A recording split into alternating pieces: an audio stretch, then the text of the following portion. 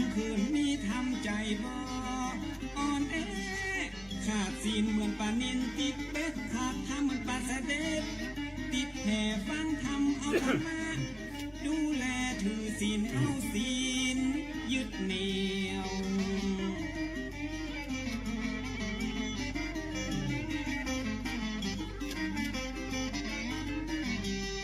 ถึงโลกนี้จะวุ่นวายจิตใจไปไหน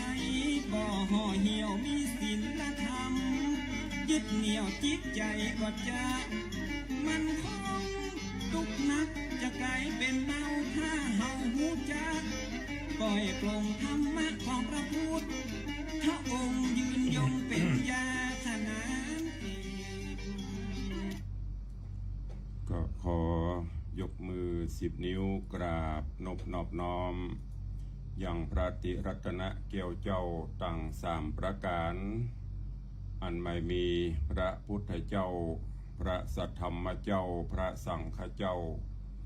อันเป็นสรณะที่เปิ่งตีเคารพนับถืออันสูงสุดในชีวิตกราบคารวะแตบไตไวสาปุญญาปารมีธรรมพระมหาเถรานุเถระเจ้าคณะพระสังฆาธิการภิกขุสงฆ์สามเณรจุตนจุองค์โดยความเคารพขอเจริญสุขเจริญปรญาติโยมศรัทธาสาธุชนติ่นจองห้องวัดจุหนุ่มเท่าใจยิงขอน้อมต้อนรับทุกท่านเข้าสู่รายการมรดกธรรมกำเมืองทางสถานีวิทยุกระจายเสียงพระพุทธศาสนาแห่งชาติและสังคมคลื่นเพื่อการศึกษาพระพุทธศาสนาและวัฒนธรรมส่งสัญญาณกระจายเสียงจากสถานีวิทยุวัดฝ่ายหินตำบลสุเทพอำเภอเมืองจังหวัดเชียงใหม่สถานีวิทยุวัดหนองกายตำบลสันปะยางอำเภอแม่แตงจังหวัดเชียงใหม่สถานีวิทยุ CM77 วิทยุอินเทอร์เน็ตล้านนาสถานีวิทยุพระพุทธศาสนาจังหวัดเชียงรายสถานีวิทยุคลื่น FM 96 เมกะเฮิรตซ์ในส่วนของคลื่นวิทยุสีขาวเพื่อเจ้าประชาก็ได้รับเมตตาจากท่านเจ้าอาจารย์พระครูอภิวัฒนวิกรมท่านผู้อำนวยการสถานีวิทยุคลื่นสีขาวเพื่อเจ้าประชาและเมตตาอนุเคราะห์ของท่านผู้อำนวยการสถานีวิทยุในเครือข่ายวิทยุสีขาวอันประกอบไปด้วยสถานีวิทยุบ้านทุ่งเรดิโออำเภอสันปะตองจังหวัดเชียงใหม่สถานีวิทยุคลื่นธรรมะชุมชนของวัดห้วยตองซักอำเภอจอมตองจังหวัดเชียงใหม่สถานีวิทยุเวียงป่าเป้าเรดิโออำเภอเวียงป่าเป้าจังหวัดเชียงรายสถานีวิทยุของคณะสงฆ์อำเภอฝางจังหวัดเชียงใหม่สถานีวิทยุมนเสียงธรรมวัดบุพารามอำเภอแม่แจ่มจังหวัดเชียงใหม่สถานีวิทยุชุมชนคนเมืองลี้อำเภอลี้จังหวัดลำพูนสถานีวิทยุเสียงธรรมจากวัดจันทร์อำเภอกัลยาณิวัฒนาจังหวัดเชียงใหม่สถานีวิทยุชุมชนคนนาน้อยอำเภอนาน้อยจังหวัดน่านสถานีวิทยุสี่คำเรดิโออำเภอเวียงสาจังหวัดน่านสถานีวิทยุเสียงใสเรดิโออำเภอต้าวังผาจังหวัดน่านสถานีวิทยุชุมชนคนเหนือเขื่อนอำเภอฮอดจังหวัดเชียงใหม่สถานีวิทยุน่านฟ้าเรดิโอ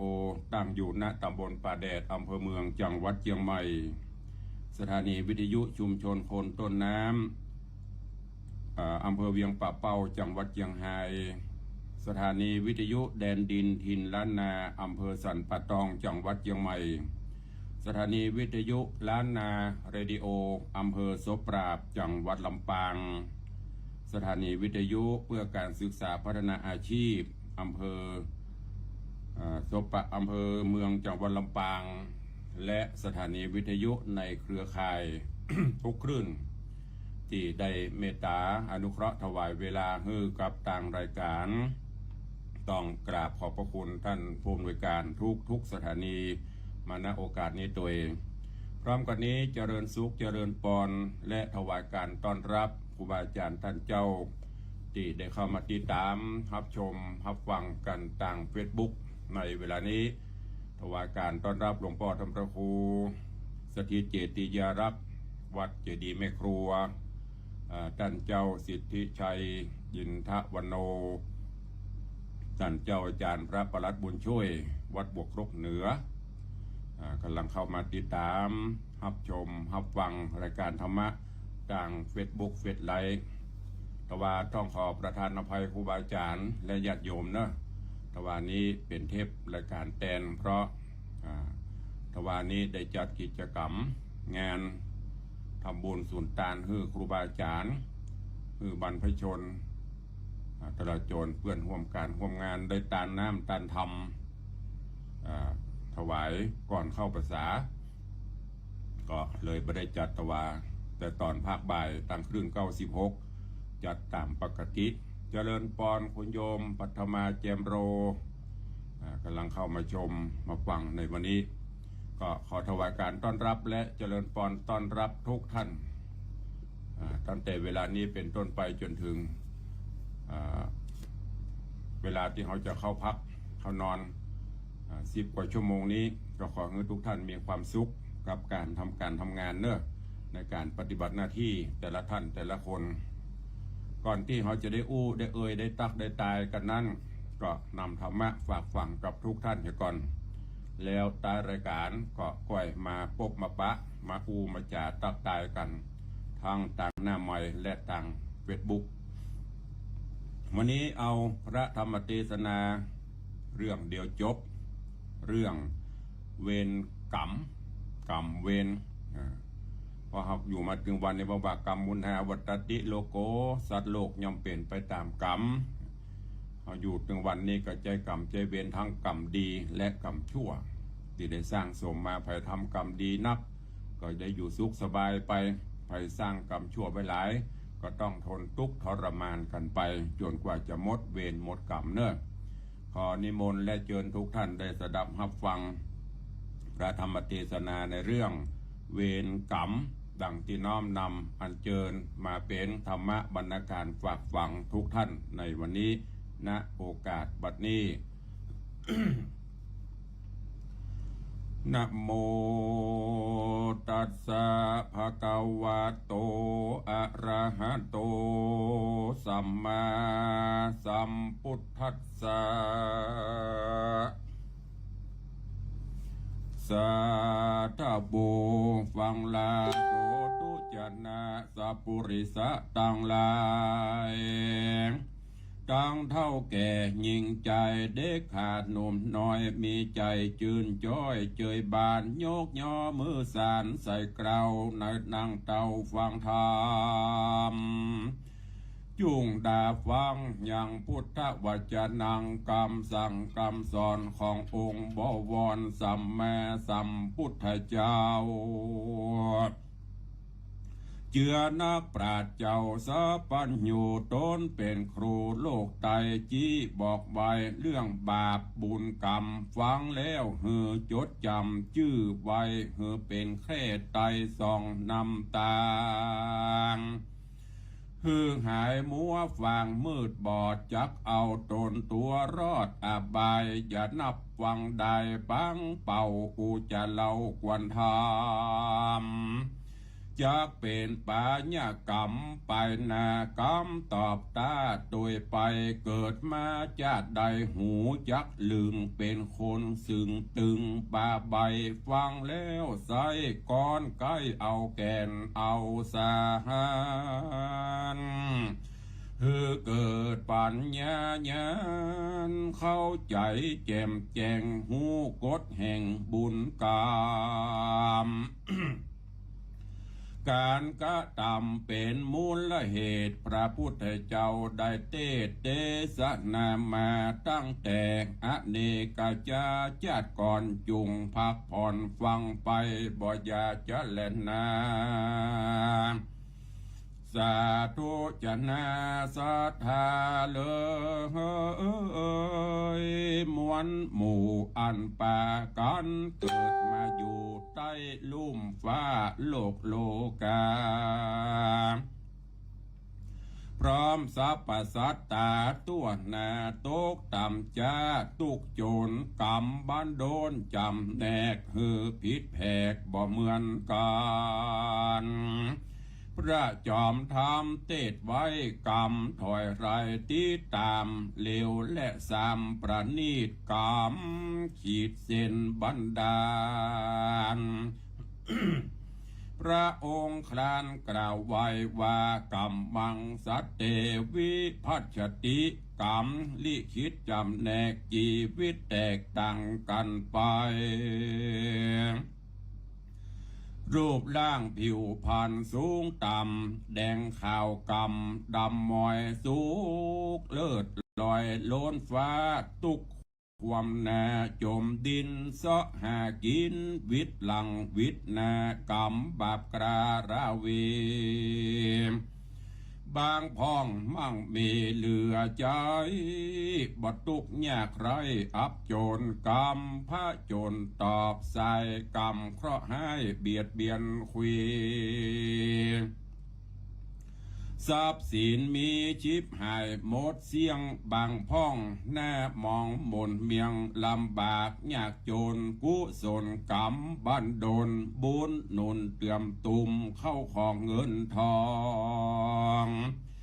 ไหลมาลุ่มใจจื้นเจยบานบุญกินบุญตานปางหลังก่อนกี้จับจูงจี้นำมาปอออกไม่ออกสาธาเกยได้หูหันจุกบ่ยังแต่เลนากรรมตาญะกรรมเป็นทายาทสืบเจือจาติติดต่อกันมาปิตามันดาสืบสร้างดังกล่าวอ้างในจาดกเลือดเกิดในอกพระเจ้าปิมพิสารตามประวัติเล่าขานว่าไว้ยามอยู่นายต้องแม่ใส่แม่มาต้องใส่แม่มันดาแม่อุ้มต้องป่าต้องใหญ่มีใจใครอยากกินอาหารมารดามานเป็ดต้องเจ็บหน่วงคองจุกเสียดอยากกินเลือดพญาปิมปีศาจแสนทรมานบ่ใจน้อยพระยอดซอยปิมพิสารก็เอาถ้วยจานสีทองประณีตเอาพระขันมากรีดหัวเข่าพระองค์เลือดย้อยไหลลงนายถ้วยตองเตือนหน่อยยืนหือยอดซอยสีปริญญากินดื่มทาลาเลือดพญาเจ้าเอานางดื่มแล้วเล่าจิตใจเจยบานส่วนปุโรหิตาโหราอาจารย์ก็มาบวกลบคูณหารตามแบบบ้าเอาโบราณเดิมอ่อนก่อนกีเหตุการณ์จะบอกเคยมีมาจะเกิดอาเพศมากมายนำนาลูกเจ้าพญาคนนี้เก่งกล้าต่อไปนาจักคิดค่ำคาราวีจริงเด่นจริงดีก็พระพ่อจะเอาเกิดมาเป็นลูกเต่าอะกตัญญูบ่ได้ก้ามจูพ่อแม่ตุกใจแต่นับนา ส่วนพระปิตาพ่อเจ้าใจฮ้อนเร่าเรรนจิตใจกังวลฮ้อนไม่ถามจากไสโหโอราเงียสันได้จะจีบอกกึดบอกตังใดหอรัดไทยมืดตื้อโอดหอดขวบมือเวลา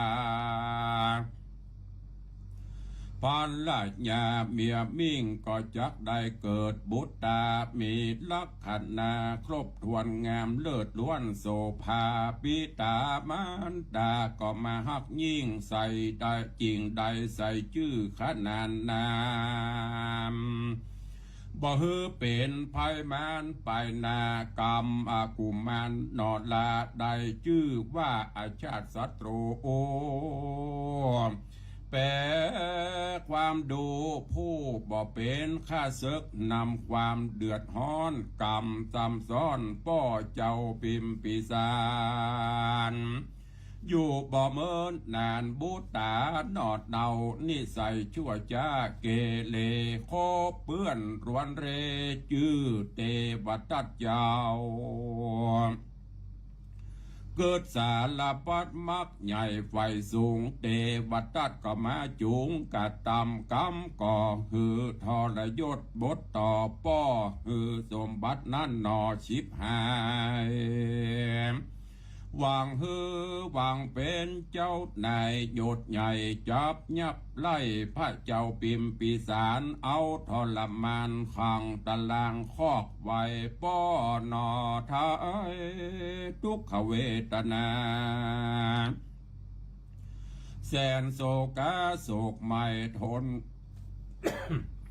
ทนทุกบอดใดลวดมวยมอดมรณะ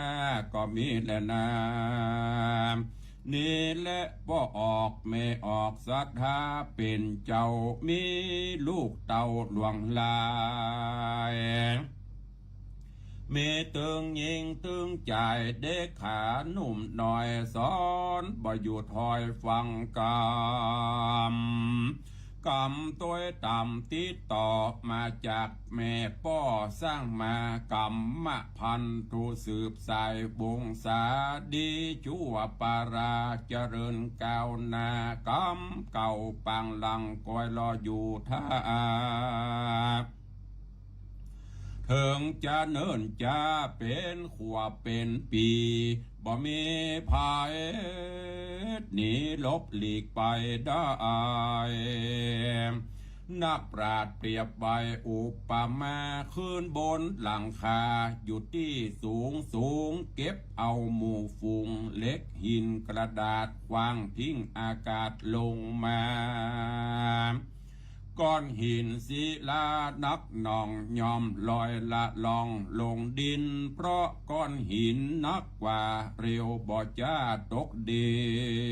น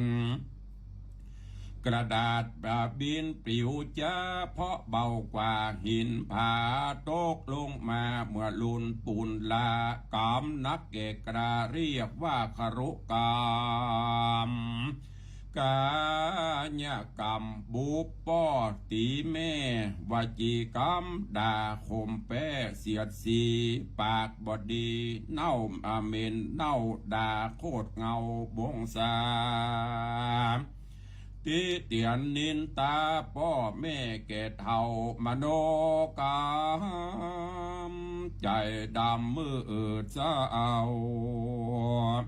ผู้กรรมจ้องเป็นลูกเหลือเด่นน่าสอนยายินดีต้อนรับสู่ Live Casino House สอนยากปะย้อนวิบากปามาดังพัลนามานี่แหละนา องค์พระสัทธาที่ใบวาสาดโลกไตเป็นไปตามกรรมผิวขาวแดงดำเหมือนกันพร้อมหน้าภัยบ่หันกราดลบหลีกฎกรรมบนบาปกาตำภัยทำภัยใดโกดกล่าวไว้บาลีว่ากรรมมุนาวัตติโลโกคนปาโลกตำบาปก็ยอมได้หาบตัวไป คนจิตใจใสสะอาดก็บอกเกลียวกราดต่างดีบุญบารมีเตื่อมกรรมตกน้ำก็บ่ไหลตกไฟก็บ่มาไอ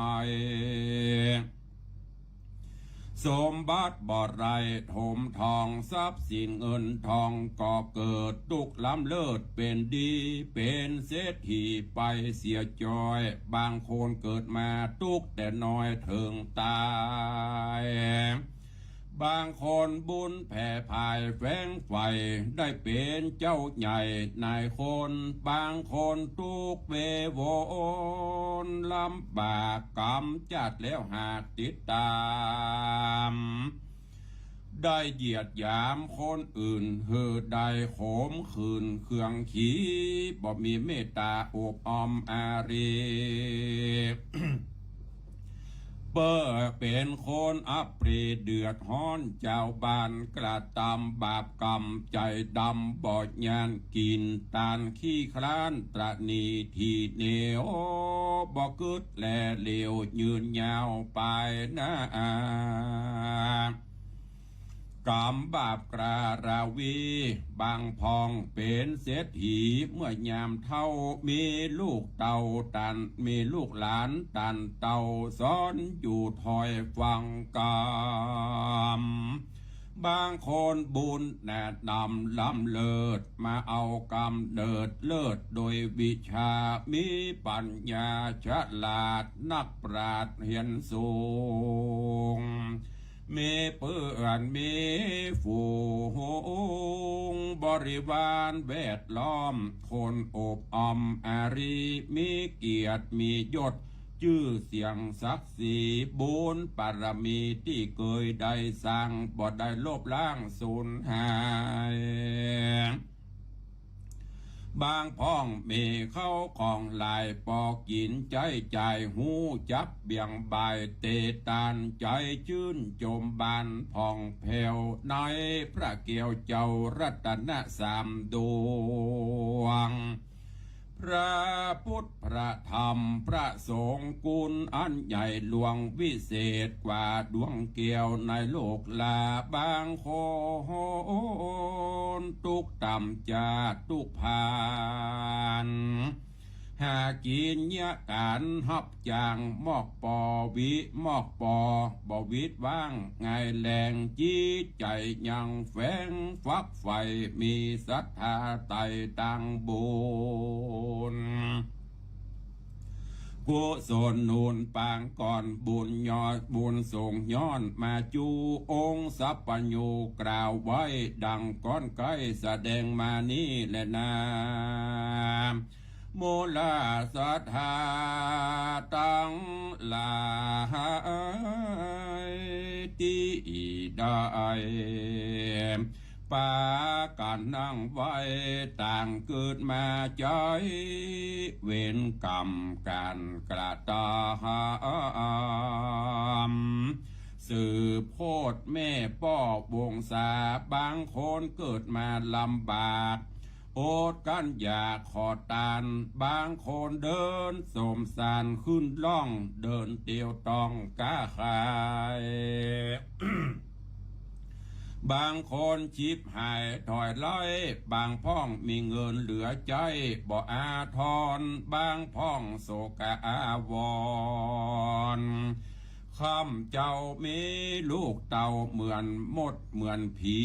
ลูกกาลีขี้หายขี้พายขี้เหล่ารับลูกกินตารับลูกกินเข้าบ่ทำการทำงาน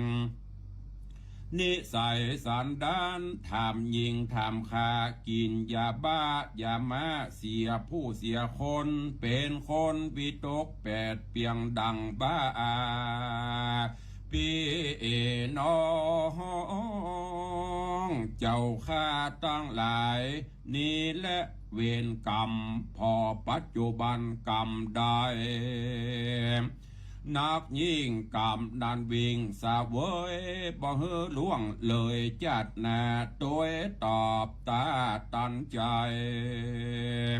กระทำอย่างใดย่อมได้ฮับจะนันกัลยาณกาลีกัลยาณังปาปะกาลีจะปาปะกัง แปลเฮอได้ฟังทำดีได้ดีทำชั่วได้ชั่วดังนี้ตั้งได้กล่าวจี้เทศนามาเหมาะสมแก่การละเวลาจะขอปังบังลาธรรมเทศนา เรื่องเวรกรรมไว้เต้าอีและนานิติตังขีญาอันเทศนายังธรรมเทศนากรรมสอนเรื่องเวรกรรมก็บังโกมสมเรสเดชวันนี้ก็ได้สดับรับฟังอย่างพระธรรมเทศนาผูกเดียวจบเรื่องเดียวจบคือเรื่องเวรกรรม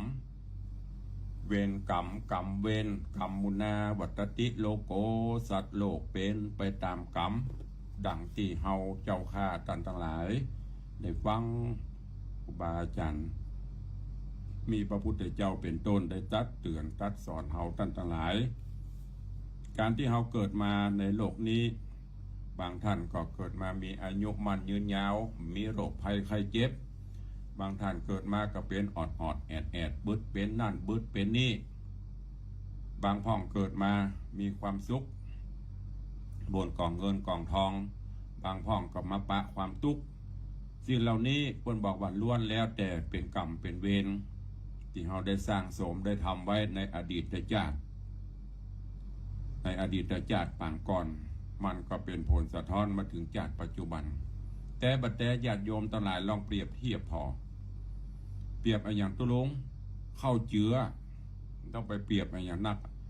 เปรียบพอเข้าเจือเนี่ยเขาเก็บเข้าพันธุ์ดีที่มีเม็ดเต่งเม็ดงามปลูกง่ายปลูกขึ้นเวยเอาไว้เจือเอาไปหว่านแล้วมาปลูกเข้านั้นมันก็ประกายพันธุ์เท่าใดมันก็เป็นข้าวเม็ดพันธุ์ดีอย่างเมื่อก่อนเขาเคยได้ยินลูกข้าวเขี้ยวงูเขี้ยวงามเนี่ยเคยได้ยินเนี่ยเปิ้นก็ผสมพันธุ์กันไปสร้างข้าวเม็ดพันธุ์ใหม่ขึ้นมาติ๊กๆกรรมเวรเฮาก็เหมือนกันเฮาได้สร้างไว้จัดใดเวลาใดเฮาบ่ฮู้แล้วกรรมเวรนี้มันบ่หนีมันบ่หมดบ่เสี่ยงมันบ่เหมือนกฎหมายบ้านเมืองกฎหมายบ้านเมืองนี่ไปฆ่าเปิ้นกาไปเนี่ยอย่างเปิ้นกานี่ลบหลีกหนีไป10 ปี20 ปีก็ตามอายุไขของกฎหมายพอเสี่ยงอายุความหมดก็บ่ต้องรับโทษแต่กรรมเวรมันมีอายุความติดตามข้ามภพข้ามชาติไปยิ่งปัจจุบันนี้ญาติโยมทั้งหลายน่าสลดใจตามข่าวตามอย่างนี้ลูกหลานตันเต้าบ่ฮู้จักคุณบ่ฮู้จักบุญของพ่อของแม่อย่างที่ข่าวล่าสุดเนี่ยโอ้เอาดามสลัดอันสลัดนี่มันจะบรรลวกนะดามไม้กวาดกับเมืองเอาห้องสลัดกับยูนะเอาดามสลัดดามไม้กวาดมะเป้านะไม้หวกนะที่บ่เอาแปลงดามมันบุ๊กแม่จนปะแตกปะแตนแล้วก็มาฮื้อแม่สุมาเตแม่กราบตีนประเดี๋ยวนี้ตัวเก่าก็ต้องไปรับกรรมรับเวรแต่มาอ้อนบอลมากราบตีนแม่ขอขมาสุมาเตอร์ถ้าเขาเป็นเฮานี่จะบอกว่าดีกันถ้าเป็นน้องพ่อจะตีนโจดเนาะแต่นี่แม่เนี่ยบ่ได้กับลูกกับเต้าจิตใจแม่สูงส่งแต่ลูกเนี่ยมันเป็นจัดเยือจัดงัวจัดควายแต่งูมาเกิดมันก็เลยต้องทำได้เพราะฉะนั้นญาติโยมทั้งหลายโปรดกรุณาสร้างแต่กรรมดีเนอะละเว้นกรรมชั่วจำสิ่งกินตานไปบุญกุศลนั้นไซจะนำปลาฮื้อเฮาตันตลาดได้พบกับความสุขที่มันเป็นตึงวันเฮาก็นึกว่ามันเป็นกรรมของเฮาบางพ่อโอ้จัดนี้ข้าก็กินก็ตานตุลุงในวังมีกินมีตานมีงานนำบุญวันเกิดข้าก็ไปกู้ปีบุญอย่างประกรรมแบบจูอีน่ะอันนี้มันจะไปจูในอนาคตแถมเมื่อมันหมดกรรมหมดเวรก่อนมันต้องอย่างเฮายืมสตางค์เพิ่นน่ะกะ เฮาบ่ทรายเฮาเปิ้นน่ะเพิ่นก็เก็บดอกอย่างที่แม่อุ้ย4 คนนั่นน่ะแม่อุ้ยบ่ฮู้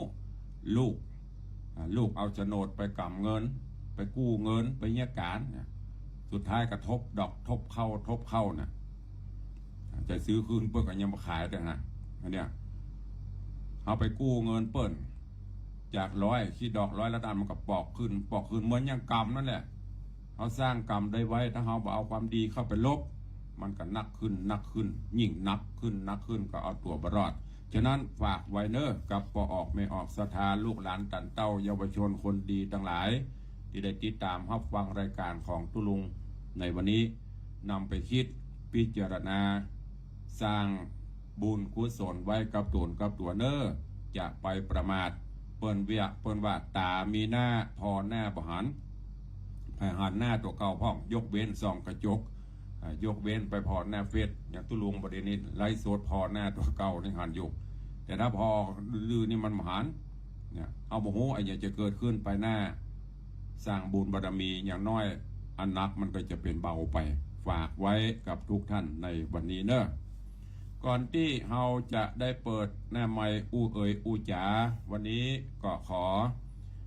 ประชาสัมพันธ์ข่าวสารและอนุโมทนาบุญกับทุกท่านก็ทางวัดวังสิงคำเนอะจะได้กำหนดการที่จะมีบุญใหญ่แห่มครั้งหนึ่งแต่จะดูสถานการณ์ก็คงจะคลี่คลายไปโดยการกำหนดประกอบพิธียกฉัตรทองคำที่เราจะร่วมกันสร้างเนี่ยประธานเจ้าเจดีย์ที่ได้ร่วมกันบูรณะปฏิสังขรณ์กำหนดการวันที่21สิงหาคม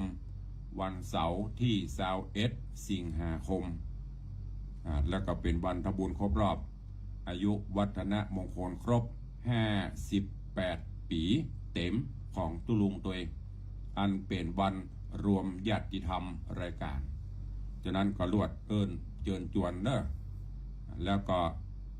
ท่านผู้ใดมีเจตนาที่จะร่วมในการสร้าง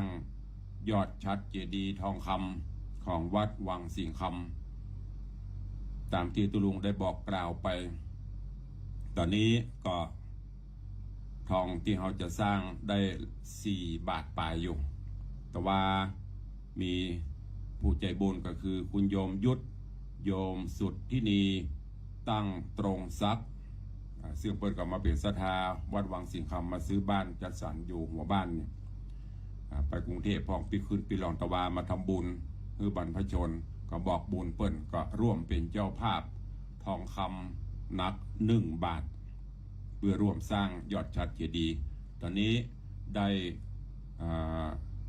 4 บาทปลายบาทที่1ของตุลุงเป็นเก้าเป็นประธานบาทที่2ของโยมธนวัฒน์โยมทัศพิชาสุสิงคำบาทที่3ของ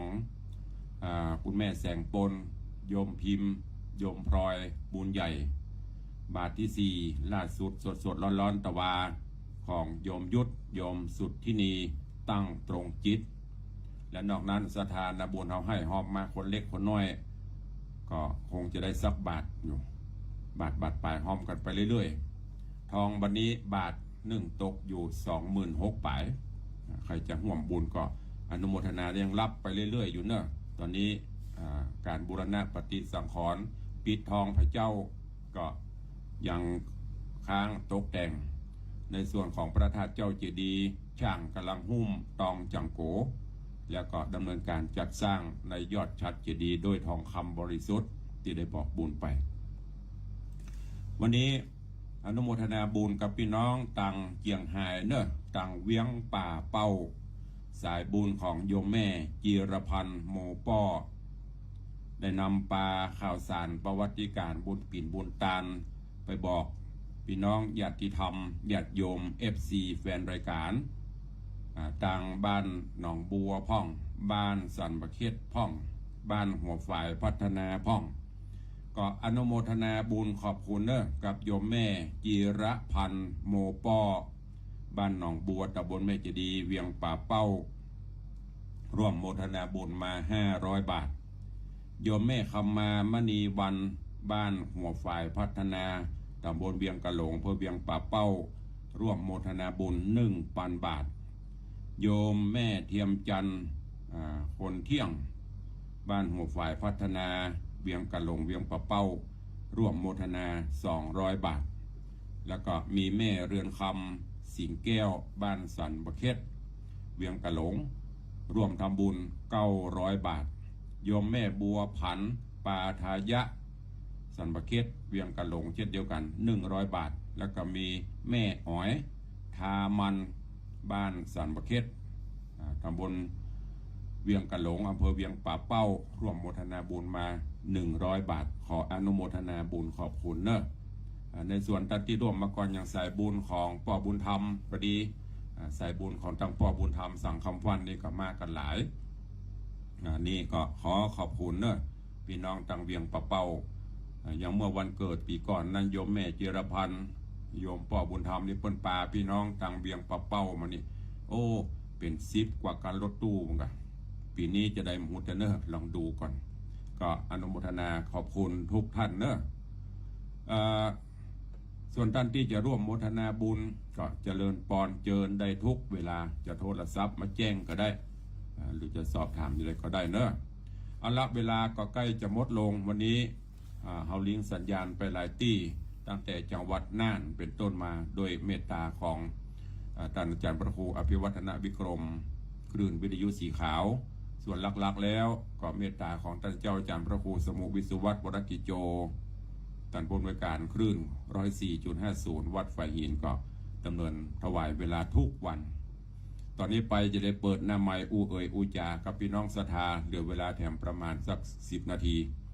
ใครจะอู้จะเอ่ยจะจ๋ากับตุลุงในวันนี้ฟังจากที่ไหนทางใดรายงานผลแจ้งผลการรับฟังเข้ามาได้เนอะเจริญปอนอัลโลวันนี้ของวันนี้ท่านเจ้าทุกเจ้าทั้งหลายที่ได้เข้ามาดูมาชมFDของท่านพระครูไหว้สาบุญบารมีของท่านพระครูพิสิทธิ์ศิลาภรณ์เนอตั้งแต่วัดตาวาวัดบางเสียคำของเราบุญกินบุญทานแต่ว่าฝนตกมาเป็นเลิกงามที่ดีเลิกงามที่ดีเทวุฒิเทวดาเปิ้นโหเปิ้นหานเปิ้นพรมน้ำมนต์เนอโอ้สุ่มเย็นมาจัดนักสาธุเนี่ยบุญบารมีมันออกมาปูพิสิทธิ์ลามอนขอสวัสดิ์วาที่ได้ทำเห็นกุศลไปแต่ว่าเป็นนับเป็นหัวแล้วขอบุญบารมีฟังไก่เนอครับที่เป็นน้องเกี่ยวกับ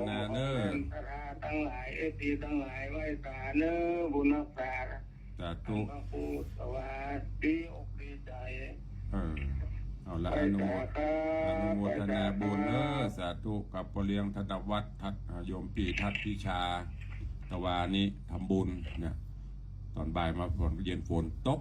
มีปีมีคุยเนี่ยบุญบารมี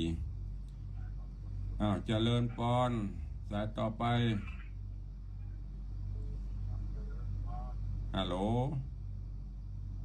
ฮัลโหลเจริญปอนป่อบุญธรรมติดแถวได้อยู่ตลอดครับสาธุสบายดีเนาะสบายดีครับฝนตกก่อตั้งปุ่นบัดตกครับหลายวันเนาะโอ้นี่ตะวาตกก็เป็นเรื่องกับตกลงมาอย่างปเลี้ยงส่งเพิ่นวัดตะกี้นะครับตะวาทำบุญเฮือเสียววัดเสียววาครูบาอาจารย์บรรพชนบรรพบุรุษตะวาฝนหับหูหับสาบฝนตกแมลงเย็นหน่อยนี่ไปอยู่ในห้องไหนห้องใดมันตัวป้าจังไรเนาะมีตึ้งต้นเนาะหนีไม่พ้นครับสาธุนะปอนเนอร์อนุโมทนาจะเริ่มปอนขอบคุณกับโยมป่อบุญธรรมสั่งคำฟันเจริญปอนสายต่อไปเจริญปอนฮัลโหลแม่เลี้ยงว่าได้คุณผูกปารักษาเทวดาคุ้มครองพระครูมาเป็นกำลังใจเด้อสาธุอนุโมทนาบุญรักษาเหมือนกันเด้อบุญผูกปารักษาเนี่ยค่ะแต่ว่าทำบุญสวยเป็นสารเรียบร้อยเทวดาผลงูหน้าท่านจะได้ยังมีสุขภาพแข็งแรงขอเขาอยู่เป็นหลุมโพหลุมใจกับตถาญาติโยมแล่นปีเด้อสาธุเนออนุโมทนาเจริญพร โอ้ล้านปีนี่บ่เอาก็หาขอสัก108 ปีก็เอาละเอาเจริญปอนสายต่อไปโอ้มันยังบ่อนปีบ่อนเบื้องเอาเคลียร์ใหม่เอาเข้ามาใหม่เนอะ0817836540เจริญปอน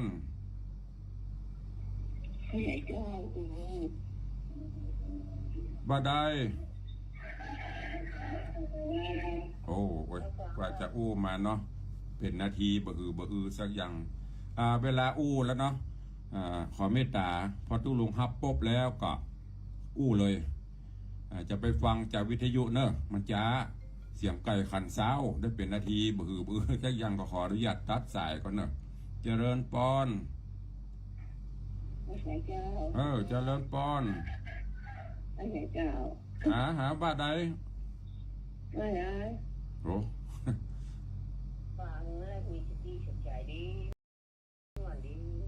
สาธุเนออนุโมทนาเจริญปอนสายต่อไป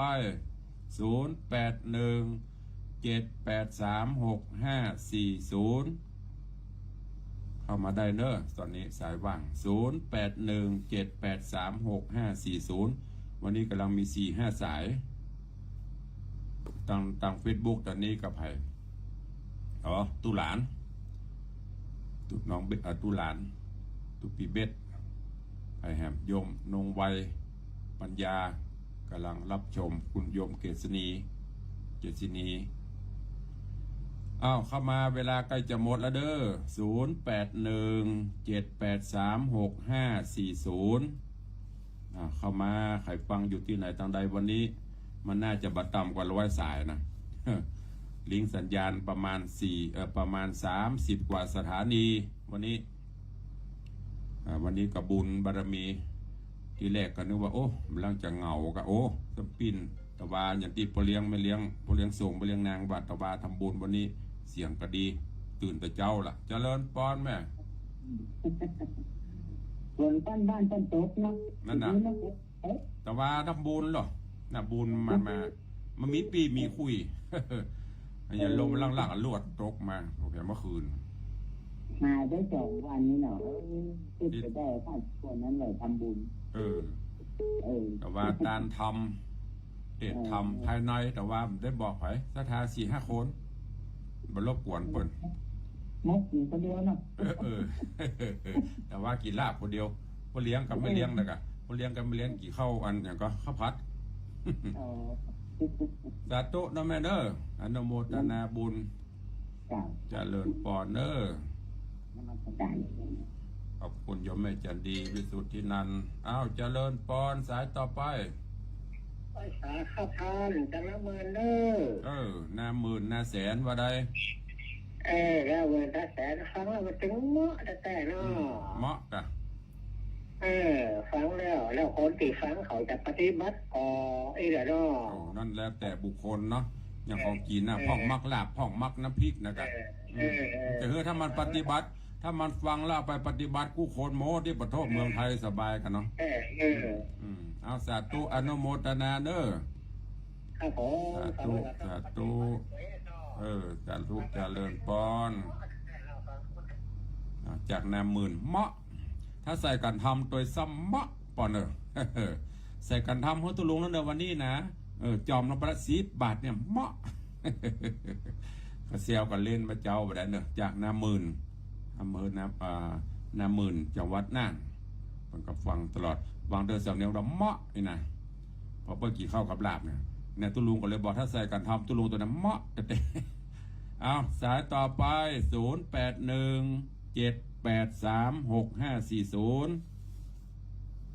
เข้าใจเด้อเวลาใกล้จะหมดละเวลาก็เคลื่อนคล้ายย้ายไปมันมีได้รอไผ่เนอรออุ้ยนี่ลูกก่อนเนาะอีเปิ้ลรอนะเวลาก็เว้ยอย่างมาเจ้าเนี่ยตุลุงบ่ได้ยี่อย่างตื่นมาตี 4ป่ายก็ไหว้พระนบธรรมเสร็จส่งน้ำส่งท่าเสร็จก็ไปปิดจัดเมินละก็เดี๋ยวต้องมานั่งรอจะออกไปเพี้ยวหั่นเพี้ยวนี่กับตันแต่ไม่เป็นไรมอบกายถวายให้กับญาติโยมบางเตือก็เหนื่อยเพลียก็ต้องลุกมานี่คือกับญาติโยมเสียงโทรศัพท์ จากญาติโยมคือกำลังใจถ้าเตียดออกไปบางคนเปิดฟังกันตุลุงอันนี้ไม่ใช่โจมเนอะอู้เหตุผลคือฟังทุกรูปทุกตนเวลาถ้าเปิดแน่ใหม่นะเปิดหน้าใหม่กับเพื่อให้ตักให้ตายญาติโยมฟังอยู่ที่ไหนต่างใดศรัทธาโทรเข้ามาแม้แต่ยาจารย์ท่านเจ้าจากพระครูอภิวัฒนาภิกรมก็ดีท่านพระครูสมุวิศวะก็ดีหรือผู้อำนวยการสถานีทุกสถานีเปิ้นกับฟังว่าศรัทธาฟังจากที่ไหนต่างใดนักจัดรายการอย่างผู้ดำเนินรายการเนี่ยเปิ้นจะบอกจากฮั่นเนอร์จากนี่เนอร์อันนี้มันเป็นยาแม่มอนเป็นยาหอมแม่มอนตลอดให้ฟังจากทางอื่นพ่อมไอ้เปิ้นฟังเปิ้นก็จะได้หูแล้วก็ผู้ดำเนินรายการเปิ้นก็มีกำลังใจโอ้ศรัทธาฟังกันหลายลูกไม่ใช่การตุลงนะทุกรูปทุกท่านที่เปิ้นจัดนั่นแหละเวลาเปิ้นเปิดหน้าใหม่อ่ะเวลาจะเพี้ยหรือแหงก็จะได้คืดว่าโอ้ศรัทธาฟังความเหน็ดเหนื่อยมันหายแต่ถ้าใครจะอู้ได้พ่องหางเวลา10 นาทีมี3 สายเนี่ยกำลังใจมันหมีอันนี้บอกกันตรงๆนะเพราะฉะนั้นญาติโยมฟังแล้วจะไปฟังบ่ได้เปิดเวลาประมาณ5 นาทีเพื่ออู้หน้าใหม่ก็ไผ่โทตันกับตันกับเป็นหยังทุกรายการนะไม่ใช่เฉพาะรายการของตุลุงเพื่อจะได้เช็คสัญญาณตัวว่าไปถึงไหนอย่างน่านเนี่ยอำเภอนานน้อยอำเภออย่างซับปะมี2 คนที่โทรเข้ามาเนี่ยถ้าวันใดมันบอกออกบุญถ้ามันบอกออกดักปิ้งอันนั้นเดือดร้อนมันยังไม่ได้ยินตุลุงไปจัดกะเนี่ยอันเนี้ยอู้ให้ฟังแล้วก็จำไว้ตัวเองเจริญปอนสายต่อไปโอ้มันยังไม่ได้ยินสักอย่างเดี๋ยวก่อนนะขอเคลียร์พื้นที่ก่อนเข้ามาใหม่สายมันหวานเวิ้งมันมีบี้กัน0817836540เจริญปอน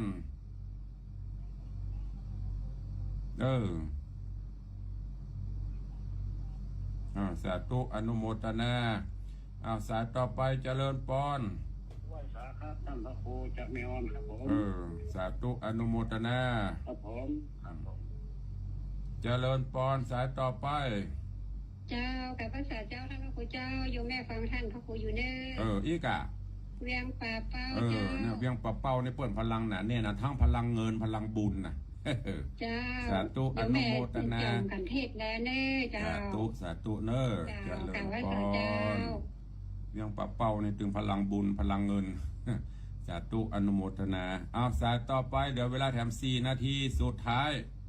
0817836540ใครฟังอยู่ที่ไหนต่างใดโทรเช็คเข้ามา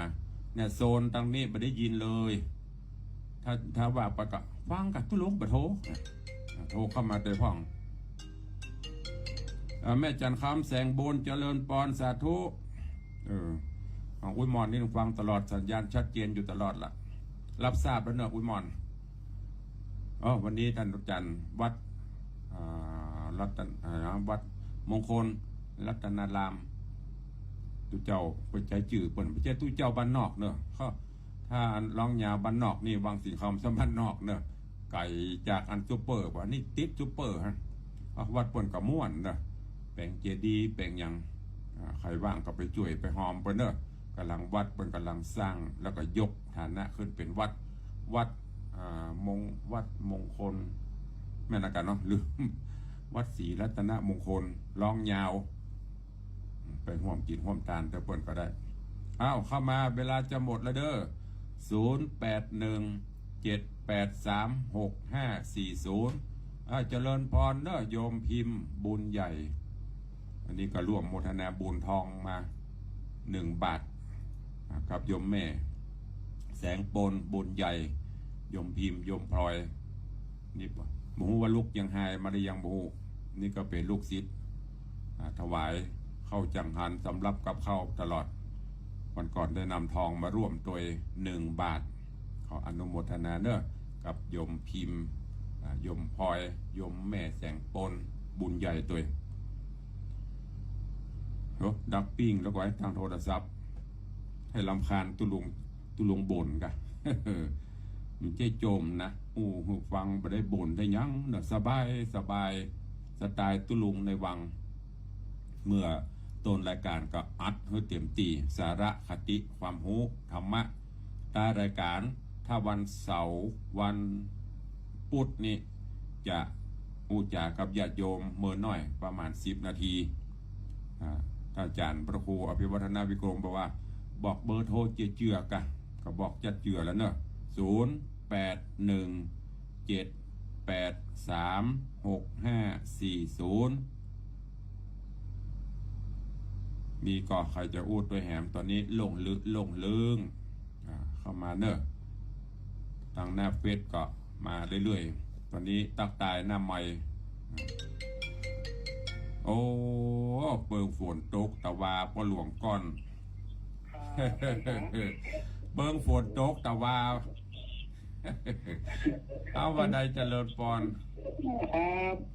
ฟังอยู่ครับครูก็ว่าหายไปเมินบ่หันติดต่อโทรเขาโอ้มันเหมือนนี่เคยลุงมันเมาสตางค์อ่ะเมาครับมันมีการมีงานอยู่ดีละบาเล่นได้ปีนี้ปะกันเด้อลูกพับออกแล้วยังครับลูกพับออกห้องละอ๋อลูกพับนี่ก็โคงเดือนเนี่ยเดือนสิงหาคมครับปีนี้ไทยได้นะปีแล้วมาปีนี้มันบอก21 สิงหาปะกันเหมือนเดิมเด้อครับผมปีนี้ไทยได้กินลาบอยู่เนาะเอาขาดโมทนานะบุหลวงเด้อสาธุขอบคุณครับบุหลวงก้อนเทพเสด็จโอ้นี่ก็มากูปีบางปีเพิ่นเอาลูกพับมาบางปีก็เป็นไอ้กาแฟเทพเสด็จลาบพร้อมมื้อนี้ขอบคุณนักพี่น้องต่างเทพเสด็จเด็ดสกอยโดยสเก็ตเนอะเจริญปอน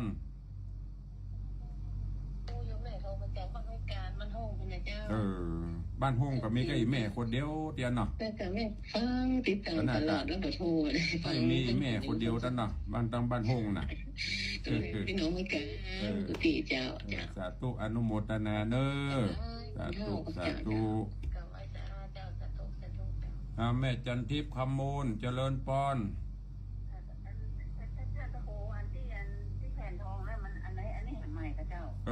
พระจะปิดทอง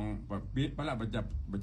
ปิดไปเรื่อยๆแผ่นทองพระเจ้าตันใจพระธาตุเจ้าอันนี้จะแบ่งชัดทองคำจะแบ่งชัดทองคำแผ่นไม่นอนแล้วกับแผ่นทองนี่ยังห้าอยู่เนาะไปเรื่อยๆเจ้าเรื่องนี้ก่อนเจ้าจะไปแวะตาในจะลวดเอาจางครับได้สาธุบ้านนี้กับบดธาตุผมมันจะโทรตะกี้แล้วก็พอดีพระก็มาคุมเข้าเลยรอบแรงในบาทหน้าบ้านอนุโมทนาบุญนะแม่เนอะสาธุเอาละเนาะเวลาหมดเวลาก็ขอนำรายการจากญาติโยมศรัทธานาบุญไปก่อนเนอะโอ้พี่อายุธนาจังซอกับฟังตุลุงถึงวันเนอะอดเอาเนอะพี่ไอโควิดจะไปละก็นี่นะตัวเล่จะได้ซอสบายแล้วกับนี้ก็ปิดดีดูนะจ้างซอก็ดีตู้เจ้าก็ดีนะเหมือนเดียวกันเนอะถ้าโควิดมานะกระดานลงลึง เวลาหมดเวลาขอนำรายการจากทุกท่านไปก่อนเนาะจากครูบาอาจารย์ท่านเจ้า